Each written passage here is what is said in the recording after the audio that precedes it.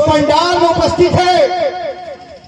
इस पंडाल का निर्माण इस यज्ञ समिति के लोग, हमारे छोटे भाई सम्मानित अध्यक्ष धर्मेंद्र पासवान जी, हमारे बड़े भाई उपेंद्र दास जी, तमाम लोगों ने करवाया है। और इतना अच्छा साउंड जो जग कमेटी के लोगों ने बनाया था, उन्होंने हमें प्रदान किया है चौठारी छोड़ाने के लिए। सम्मानित साथियों, मैं शुक्रगुजार हूं जग कमेटी का। और एक बात मैं बताना चाहता हूं, 1947 में जब भारत की आजादी मिली, हमारे वीरांगनाओं ने, हमारे क्रांतिकारी साथियों ने अंग्रेजों से आजादी की लड़ाई लड़ा, तो उसका उद्देश्य था हमारे जितने भी हिंदुस्तान के लोग हैं वो हिंदुस्तानी है, एक इंसान है, न कोई सोन है, न दलित है, न पिछड़ा है, न अगड़ा है। लेकिन जब लड़ाई लड़े हम लोग अपने वीरों के नेतृत्व में, तो गाना बज रहा था वीर बिहारी जी कि कर चले हम फिदा जान वतन साथियों, और तुम्हारे हवाले वतन साथियों। उसमें भागीदारी किसकी थी? उसमें भागीदारी सबसे अधिक थी एसटी, एससी, ओबीसी, माइनॉरिटी लोगों की थी। जब हमें आजाद भारत मिला, अभी भी हमारे भी सबसे अधिक कोई लड़ने का काम किया, यही SC, ST, SC, OBC, minority के लोगों ने लड़ने का काम किया। इतिहास सच्ची है। लेकिन जब आजाद भारत मिला तो संविधान भी करने की बात आई। जब संविधान तो हमारे भगवान इस धरती के, इस भारत देश के भगवान डॉक्टर भीमराव अम्बेडकर जी के नेतृत्व में उनके काम से संविधान भी देने का काम किया। लेकिन इसके बावजूद आजाद भारत के योगदान में, इस भारत को चलाने के लिए संविधान के जो योगदान हमारे लोगों ने दिया है, बाबा साहब भीमराव अम्बेडकर के संविधान के रूप में, उसको दरकिनार करके आज जब बारी आती है सत्ता में जाने की, तो लोग हमें एसटी, एससी, ओबीसी में बांटता, दलित, पिछड़ा, माइनॉरिटी, सोन में बांटने का काम करते हैं।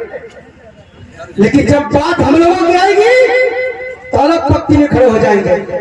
सम्मानित साथियों, जब इस देश में ईडब्ल्यूएस आया तो हम लोगों ने विरोध नहीं किया। इसलिए नहीं किया कि बाबा साहब भीमराव अम्बेडकर के कलम से लिखा हुआ था कि जरूरतमंद लोगों को संविधान का संरक्षण मिलेगा। हमारे लोगों ने,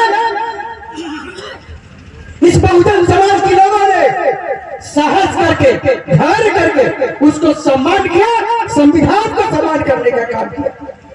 लेकिन जब यूजीसी लागू हुआ तो जिसको हम लोग 15 में से 10% आरक्षण दिए, उन लोग हमारा विरोध करने का काम कर रहे हैं। जब मुझे छेड़ोगे तो हम भी नहीं छोड़ने वाले हैं। आप हमसे सम्मान लीजिए, मैं सर झुका करके सम्मान देता हूं, दूंगा। लेकिन सम्मान पर अगर खिलवाड़ करने का काम करिएगा तो उस सर को कलम भी करने का हम लोग काम करेंगे। कोई रिश्ता नहीं। मेरे सम्मानित साथियों, आप सभी लोग कान खोल करके सुन लीजिए कि किसी कानून पंपों पर धर्मराज पासवान जिला परिषद नहीं है। Dharmraj Paswan ST, SC, OBC के आवाज के साथ जिनसे लड़ाई करता है, उनके आशीर्वाद से है। आप सभी लोग जानते हैं, एक दिन मौका मिला खरोजी पठन में, हम जिला परिषद नहीं है, लोगों को मौका मिलता है, क्योंकि जानता है यही टीम है कि अपनी लड़ाई करता है, अपनी आवाज को बुलंद करने का काम करता है। यह संदेश आज नहीं गया है वरुण बिहारी भाई और गौरव जी कहानी छटकाए हैं, इसके लिए कोई बात नहीं। यही धर्मराज पासवान है, यही टीम है केपी यादव का, जो बहुजनों की आवाज इस मिट्टी से मजबूत करने का काम करता। सभी लोग जानते हैं। जिंदाबाद जिंदाबाद पासवान जिंदाबाद जिंदाबाद जिंदाबाद। अभी जब यूजीसी भी आया तो 15 आदमी भगवान घाटी में बोल रहा है, हमन गडेरी के चढ़ गवाही। अरे मेरे भाई, जब 85% आबादी तुमको सम्मान करने के लिए तैयार है तो तुमको सम्मान बिखेरने की जरूरत नहीं है। हम EWS के माध्यम से देश में 10% लोगों को जब हमने आपको आरक्षण देने का काम किया तो अब तो हम लोगों को मिर्चाई नहीं लगा, लेकिन UGC के माध्यम से जो दलित पिछड़ा अल्पसंख्यक माइनॉरिटी ST SC OBC के छात्रों पर जुर्म ढाया जा रहा है, उसके संगठित होकर हम लोग लड़ाई लड़ रहे हैं तो तुम बोल रहे हो कि लागू नहीं होने देंगे। धिक्कार है उन लोगों को जो हमारे लोग ST SC OBC के लोग चाहे राज्यसभा में हो, लोकसभा में हो या विधानसभा में बैठो और बैठ कर मौन धारण करता हो। धिक्कार है ऐसे लोगों को कि बाबा साहब ने तुम्हें अधिकार दिया था, संविधान में आरक्षण दिया था कि मेरे अल्पसंख्यक आदि आदिवासी लोग भी संविधान का सदस्य बनेंगे। इसलिए बनेंगे कि बाबा साहब ने आरक्षण दिया है, चूंकि आजादी के बाद संविधान का निर्माण हुआ था तो समय की राजनीतिक, सामाजिक, आर्थिक, भौगोलिक स्थिति का उन्होंने जायजा लिया और सारे चीजों को अपना मेंटेन करके ध्यान में रख करके देखा कभी भी ST SC OBC के लोग पीछे है, जागरूक नहीं है, राजनीतिक जागरूकता नहीं है, बौद्धिक क्षमता नहीं है, शिक्षित नहीं है। और बाबा साहब ने बात और लोगों को संविधान का नाम बताने का काम किया। वो क्या किया? बाबा साहब ने बताया है कि मेरे ST SC OBC के साथियों, अल्पसंख्यक साथियों, सबसे पहले तुम शिक्षित बनो, इसके बाद संगठित हो और इसके बाद संघर्ष करना शुरू करो। संघर्ष किस बात की? संघर्ष इस बात की हमारे देश के दीवानों ने जो आजादी तुम्हें दिलाई है, इसके बाद मैंने तुम्हें संविधान दिया, लेकिन उस संविधान को धरती पर लागू करना बड़ी बिहारी का काम है, KP यादव का काम है।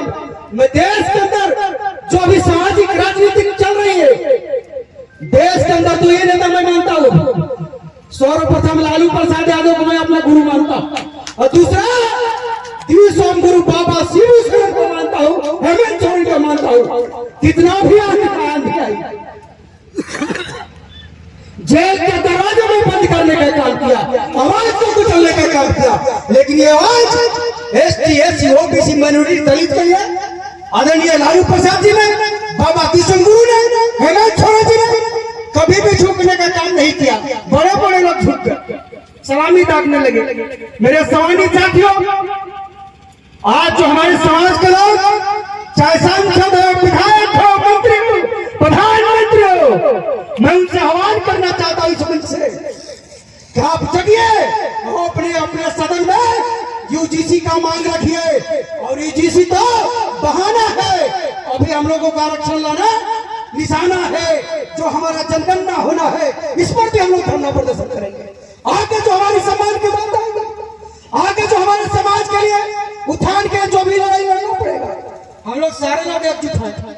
मैंने इसलिए बोला था कि भारतीय जनता पार्टी का सोना की छोड़, मैंने इसलिए बोला था कि RJD का बाल, मैंने इसलिए बोला था कि निर्दलीय विधायक आजसू का गोरख जी और धर्मराज पासवान JMM का, इसलिए मैंने पार्टी का नाम लिया था कि तुम कान खोल कर सुन लो और आंख से देख लो कि ST SC OBC के लोग सारे लोग एक मंच पर हैं।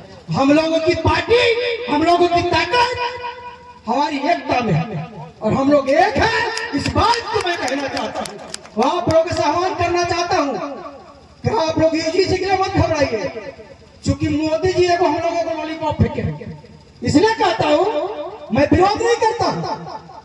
आपने जब EWS फेंका था हमने सहर्ष स्वीकार किया, आपने जब UGC दिया, जो हमारे छात्र गरीब के आदिवासी के बेटा जाके पढ़ता है, दलित पिछड़ा का बेटा पढ़ता है, उसको जो प्रताड़ित होता है, इसके लिए जो है तो आप उन्हें हमें विरोध करने का काम कर रहे हैं। हम सारे लोग एक हैं और मैं बताना चाहता हूं कि तुम्हारे रोकने से कुछ नहीं रुकने वाला है। और मोदी जी तुम भी कहा करके सुन लो, सीधा सीधी बात है, कोई भी हो, चाहे BD राम हो, मोदी जी हो, ST SC OBC का कोई भी जनप्रतिनिधि हो जो हमारा नेतृत्व करता है विधानसभा में, लोकसभा में, कान खोल कर सुन लो लॉली मत फेंको। केपी यादव जो प्रोफेसर बैठे उसको अलग से हम लाओ, हम लोगों को 9वीं अनुसूची में शामिल करो यूजीसी को, इसमें कोई काट छाटता हो, कोई शुद्ध रिपोर्ट नहीं करे, डायरेक्ट हम लोगों को लाभ मिलने का काम करेगा। समाजी साथियों, चूंकि हम लोगों के बीच में हम लोगों का बड़े भाई